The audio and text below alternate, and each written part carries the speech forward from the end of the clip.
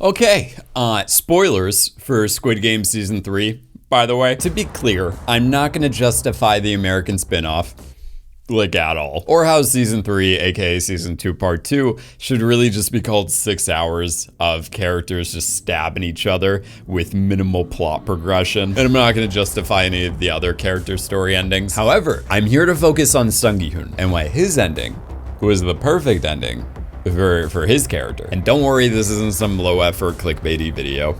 Hopefully not. Bear with me, you'll see.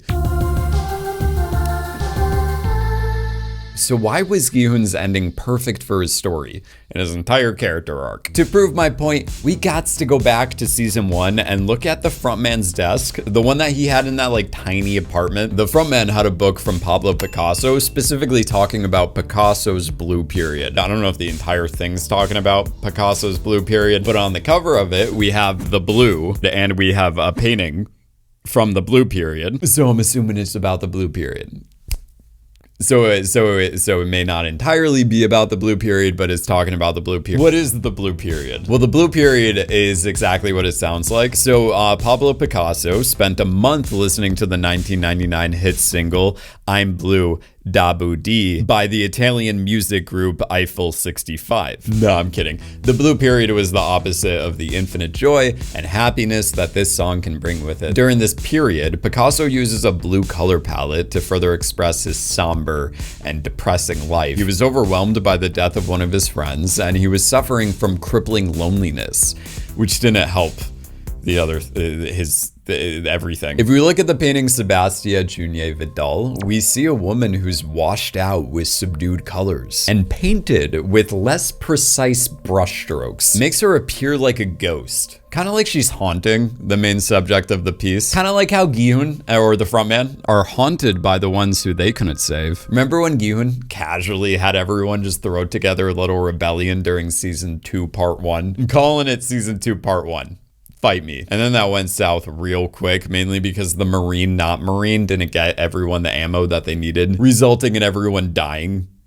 They were gonna die anyway, but you know, you get the point. Gi-hun was wanting to get revenge. Gi-hun, the man who has the stare of the century, was getting his revenge during an episode that was titled The Starry Night. I thought this was really interesting because if we go back to the 1988 painting that we see in the frontman's room, it's Cafe Terrace at Night by Van Gogh. You can see it on the back cover of the book right here. Van Gogh, being one of those Dutch post-impressionist painters, had a deep fascination for the interaction between light and dark. In the Cafe Terrace at Night painting, the terrace is lit up by warm oranges and vibrant yellows. The colors are very much in contrast with the dark blue sky, as well as the dark buildings, the dark foliage, the dark everything that's surrounding the terrace. Very Dabu energy. Like Pablo Picasso, Vincent van Gogh's mental health wasn't doing so hot. Van Gogh went on to describe his piece saying, "A mere candle by itself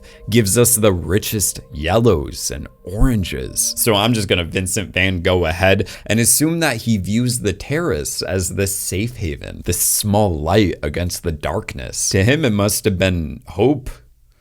And then we got Van Gogh's 1889 painting, The Starry Night. The same name of the episode that we were just talking about earlier. The painting, The Starry Night, carries over the same exact themes as Cafe Terrace at Night. The small amount of oranges and yellows in the painting are in such great contrast with the rest of the blue. In the episode, The Starry Night, the environment where they play hide and seek is caked in the same exact look as the painting. The blue sky covers the majority of the ceiling, with small traces of warm and yellow light. Throughout this episode, the players are very muted when it comes to the lighting, and they're wrapped in a blue tint. The only place that we get an all-encompassing bright orange light is at the exit. I think it was very intentional that we didn't see the actual exit. We just saw the light being projected on the character and their reaction as to what was lying beyond the exit door. By the way, it seems that the stars along the walls were the things leading you to the exit. For example, when the shaman woman was leading the guy that none of us liked to the exit, she has to choose between two different directions. And the right path the one that she chooses, has a clear trail of stars leading towards their escape. Well, on the other hand, the other direction, the wrong path, didn't have any of the stars. It was just filled with blue. On the exit door for the hide and seek game, actually wait, pause for a second. I think it's important to note before we get into all of this, that Gi-hun was rocking a red X for most of the season. I've made the Matrix comparison before in like all of my videos talking about Squid Game. I'm not going to do that right now. One, because I already nailed it, because the front man literally asked Gi-hun if he ever saw the Matrix. But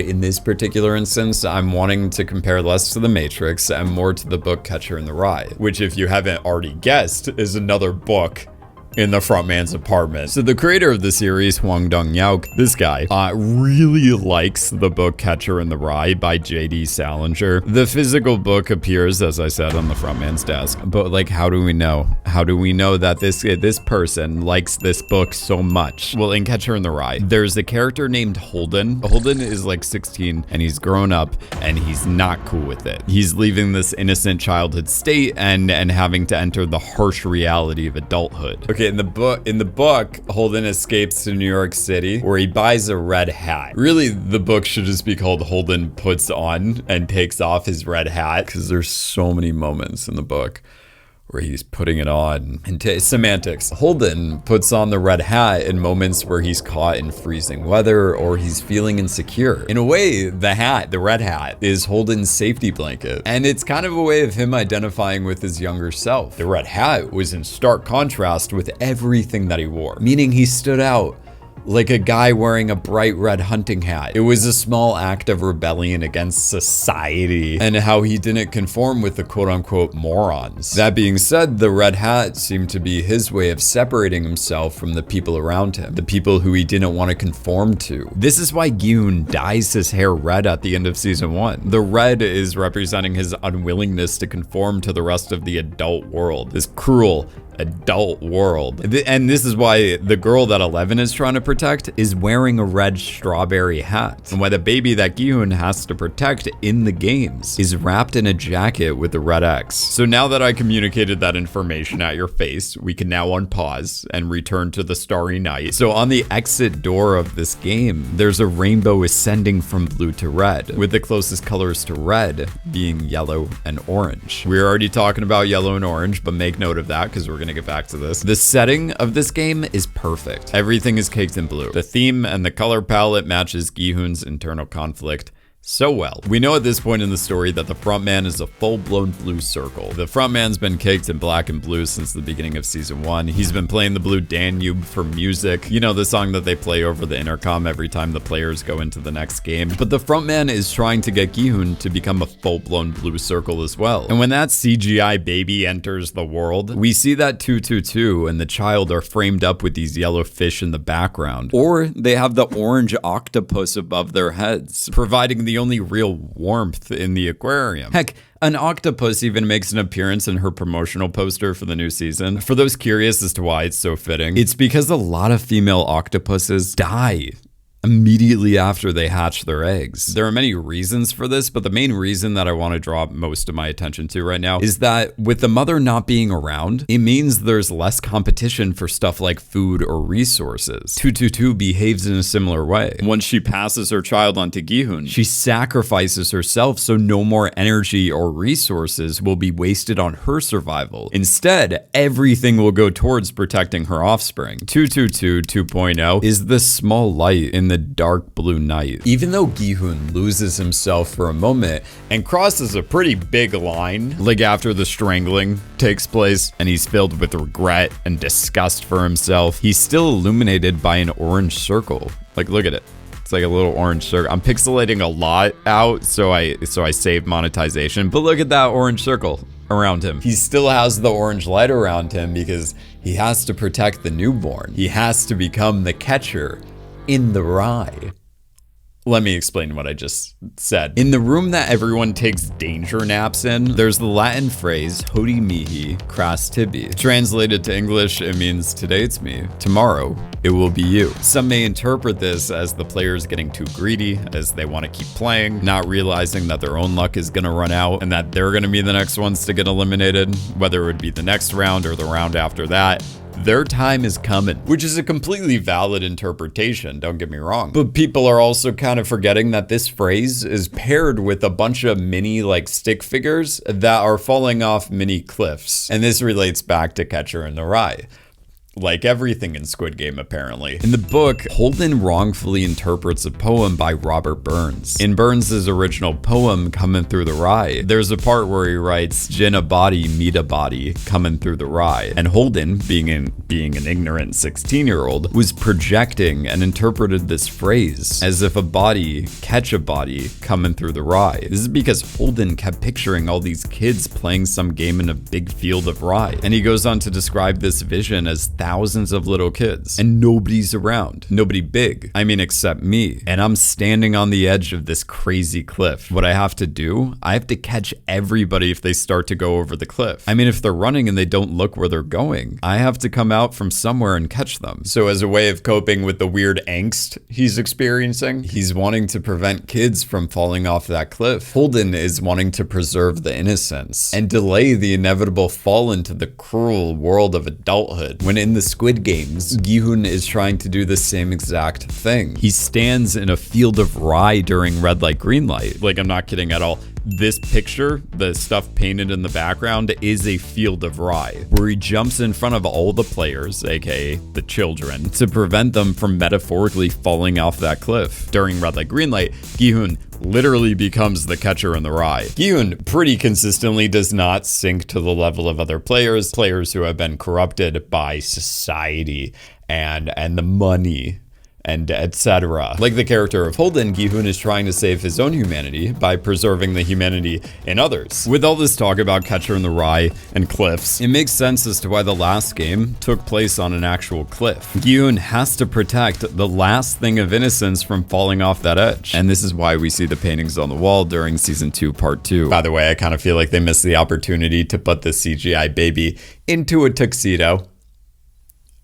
I think it would have been funny. But back to what I was talking about. The corrupt adults become the driving force as to what's going to shove that kid off the cliff. There's no big fight scene between the frontman and Gi-hun because the ideological battle is happening up here. The black tarp in the background kind of looks like the mask of the frontman or his entire Darth Vader thing going on, evoking his presence. To me, this conveyed that even though the frontman was left watching the final game, in a way, he was right there in the room with Gi-hun, battling it out. The frontman wanted Gi-hun to break fully and like conform with the games by showing him that his fellow players and the rest of humanity are just opportunistic animals hell-bent on going after the weak in order to preserve themselves or their own selfish interests, and that they're either going to be the horses in the race or the other animals betting on that race. And there's hints of this throughout the last season, talking about season 2. Like how during the Rainbow Circle game, the racing track like rainbow on the ground and the positioning of the players makes them look like horses on a racing track. Plus, everyone, including Gi-hun and the frontman, are cheering like Gi-hun was back in season 1 when he was winning that horse race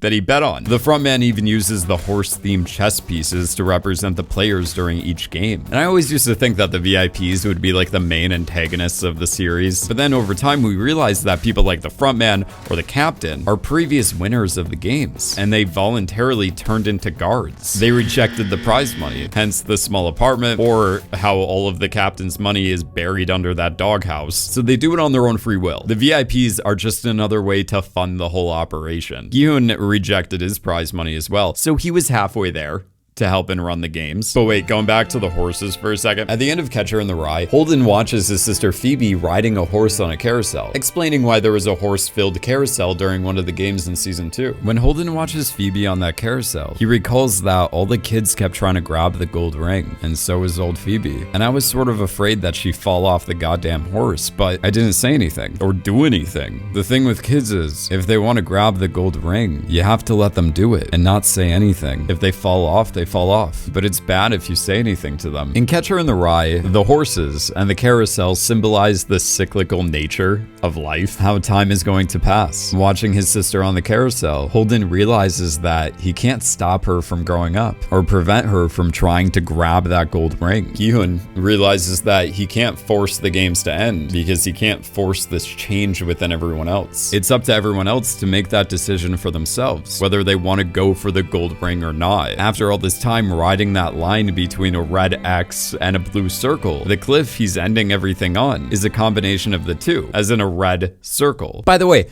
I can't stop talking about colors because I have a problem and I'm working on it. But in the meantime, did you notice how the square, triangle, and circle cliffs are indicative of a player dressed in green making a decision between the gold, as in choosing the money, or preserving life by opting out of the games? Gi-hun chose to strangle 388, but he also chose not to stab the worst players in their sleep. He played the game and acted in both the dark and the light. He's no longer innocent, but he also chooses not to conform with the rest of the adults. Ultimately, in the end, he makes the choice to uphold his morals and prove to the frontman that they are not horses in a race. Yeah, that's basically that's everything that I had to say.